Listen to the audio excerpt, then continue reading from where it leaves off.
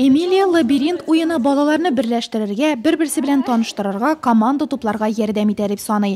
Искиткеч Әйдаман республика конкурсының муниципаль һәм финал этаплары җиңүчесе ул. Тимбилдинг технологиясын бүген слетка җыелучыларда сыный. Я представляю организацию «Союз наследников Татарстана», также я... Мин Татарстан варислары берлеге оешмасы вәкиле, моннан тыш Белорусия мәктәбе укучылары үз идарәсе лидеры, укучылар советы рәисе урынбасары. Мин нәтиҗәле эшчәнлек алып барам, 6-нчы сыйныф укучылары белән эшлим. Нәкъ менә алар өчен лабиринт уенын әзерләдем. Әйдаман булуы бик кызык. Син укучылар белән һәр вакыт бер дулкында дигән сүз. Һәркемгә инициативалы булырга киңәш итәм. Активлыгы, иҗади һәм максатчан булуы бүген Эмилиягә диплом һәм кубок китерде.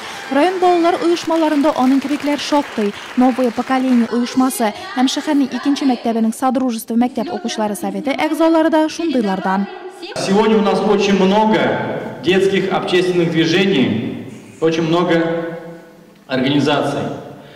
Это, с одной стороны, хорошо, но с другой стороны, эти организации и эти движения, ученические самоуправления должны нести воспитательную работу. Слетта пионерларга алмашка килгән иҗтимагый оешмалар эшчәнлеге барланды. Бу 1991 елда оешкан Татарстан варислары берлегедә, волонтерлар оешмалары, мәктәп укучылары советлары да. Год был у нас очень насыщенным, но и плодотворным. Уку елы бик нәтиҗәле узды. Без бергә форумы кысаларында республика дәрәҗәсендә призлы урыннар яуладык. Районның балалар иҗтимагый оешмалары вәкилләре инициатива дип аталучы республика фестивалендә чыгыш ясады. Аннан Нурлатка дипломнар, мактау кәгазьләре белән кайттылар.